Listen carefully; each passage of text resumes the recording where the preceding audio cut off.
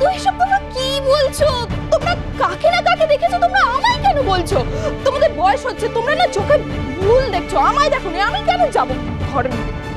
ঠিক, আমাদেরও বয়স হয়েছে, যা খুশি বুঝিয়ে দিলে তো হবে না।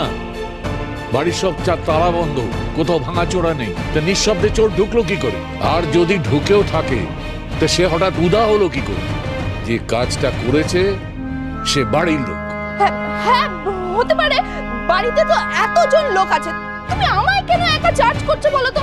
ও মা, মা দেখো না, দাদু আমাকে চোর বলছে, বলছে নাকি আমি রাত্রিবেলা দাদুর ঘরে ঢুকে আলমারি খুলেছি। এটা কখনো হতে পারে বলো তো? আমি তো দাদুর চিৎকার শুনেই এদিকে এলাম। হ্যাঁ, এই তো আসার সময় এই তো কৌশিকীও ছিল, ওর সাথে তো করিডোরে দেখা হলো, তার মানে কি ও চুরি করতে এসেছিল? হ্যাঁ রনিতা, এসব কি বলছো তুমি? বাহ বড়মা বাহ, বাড়ির বউকে যখন চোর অপবাদ দেয়া হচ্ছে তখন তো একবারও মুখ খুললে না, আর কৌশিকী যে বাড়ির বউ হতে পর্যন্ত পারলো না তার উপরে তুমি খোশ করে উঠলে। এক মিনিট, আমরা কিন্তু আসল টপিকটা থেকে সরে যাচ্ছি। আরে বাবা, সেটাই তো চাইছি। আগ বাড়িয়ে আমাকে বাস দেওয়া ছাড়া কোনো কাজ নেই এই লোকটার। দাদু, তুমি একটু খুলে বলো তো কি হয়েছিল?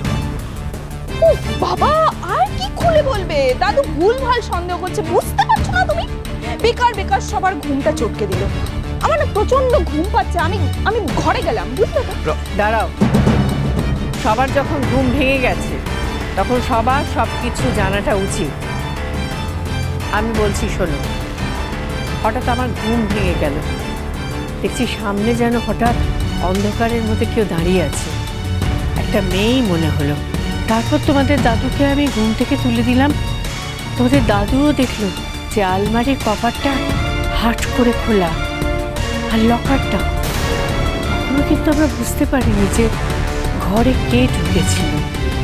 তারপর আলমারির সামনে থেকে মেজো নৌকোয়ের ইটা পেলাম।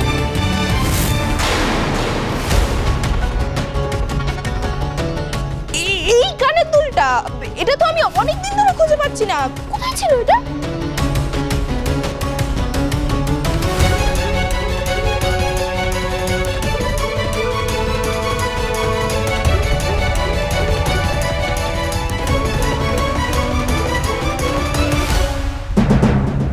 সত্যি কথা বলো রনিতা, এই কানের দুলটা তোমার?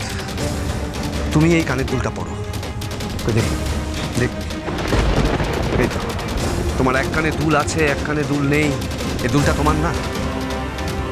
তুমি সত্যি কথা বলো, সত্যি করে উত্তর দাও রনিতা, কেন গিয়েছিলে দাদুর ঘরে?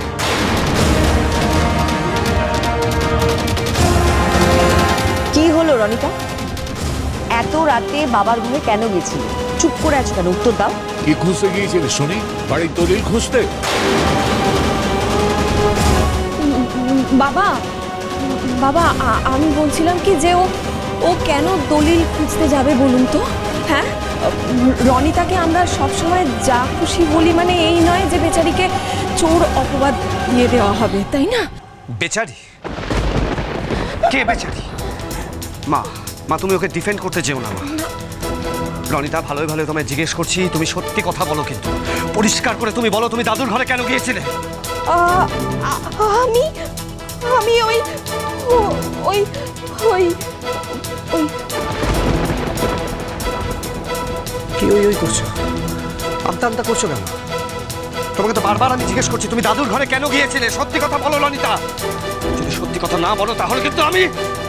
কিন্তু কি এমন করে কথা বলছো যেন চুরিটা আমিই করেছি, আর সেটা স্বীকার না করলে তুমি আমার গায়ে হাত তুলবে? যদি প্রয়োজন হয় তাহলে তাই তুলবো। আরে কি করছিসটা কি? ছাড়ো কি, ছাড়। রঙ্গন, রনিতা এবারেই বউ, ওর সাথে কোনো রকম অভদ্র ব্যবহার তুমি করবে না।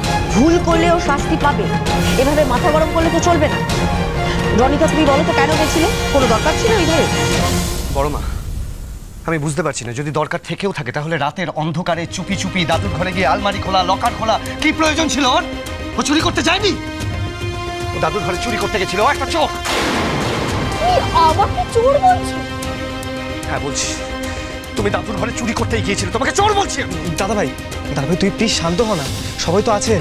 ওনারা তো কথা বলছেন, তুই প্লিজ শান্ত হ।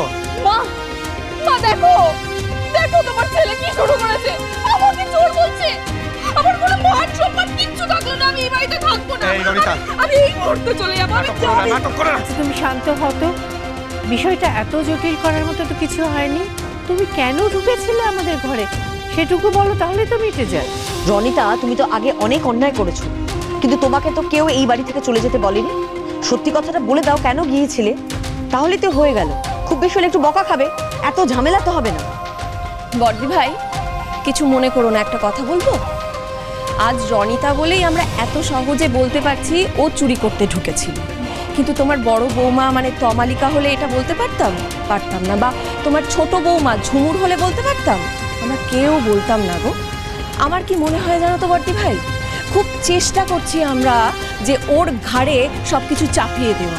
মেজো বৌদিকে না সবাই যথেষ্ট ভালোভাবে জিজ্ঞাসা করছিল। হ্যাঁ, মেজো বৌদি তো হঠাৎ সিন ক্রিয়েট করলো। বড়দের মাঝখানে তুই কথা বলবি না, যা নিজের ঘরে যা। বাবা বাবা আমি বলছিলাম কি যে অনেক তো রাত হয়েছে, আমি না হয় পরে ওকে এই সব ব্যাপারে জিজ্ঞাসা করব। আপনারা প্লিজ শুয়ে পড়ুন, যান। তা তো হয় না মেজো বৌমা, একটা সুরা না হলো ঘুম হয় কি করে? কথা বললে এখনই বলো, আমরা কেউ কিছু বলছি না। যা বলার তুমিই বলো।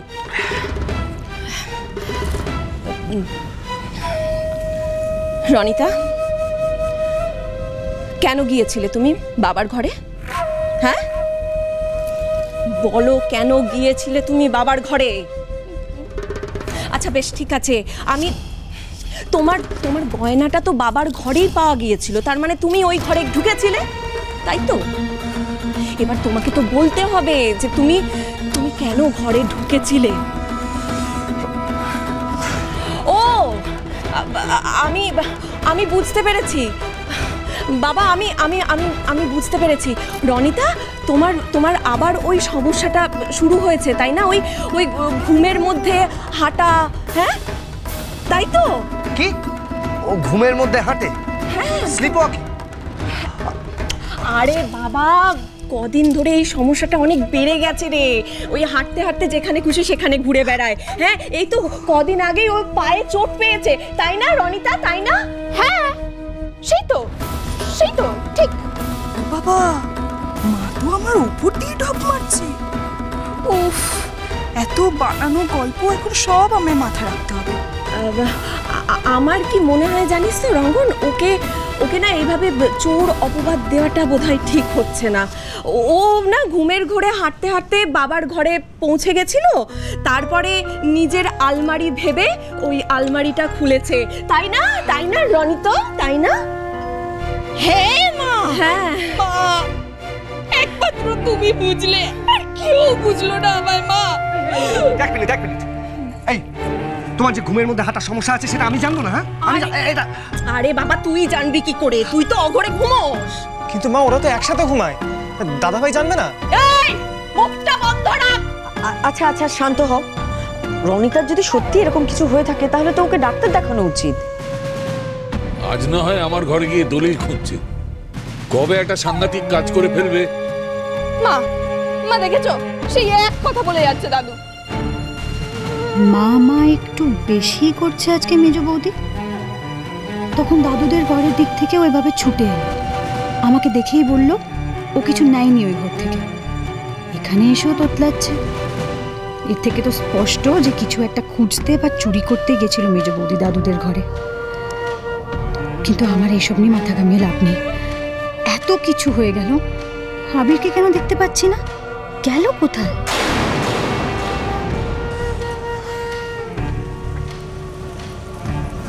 সাম, আবির কোথায় বলো তো? কৌশিকীদি, আমি এখানে আসার সময় ছোট ভাই ঘরে দেখেছি, ছোট ভাই নেই ঘরে। সবাইকে একটা কথা বলার ছিল, আজ বলেই দিই। মেজনাথ বউ এই কাজ জেনে করছে না ইচ্ছে করে করছে নাকি ঘুমিয়ে করছে আমি জানি না, তবে এটা তোমাদের জেনে রাখা উচিত। এতদিন জানাইনি, তবে আজ বলছি। মেজনাথ বউ, আমার ওই লকারের দলিল খুঁজে কোনো লাভ নেই, ওই দলিল আমি নিজেই হারিয়ে ফেলেছি।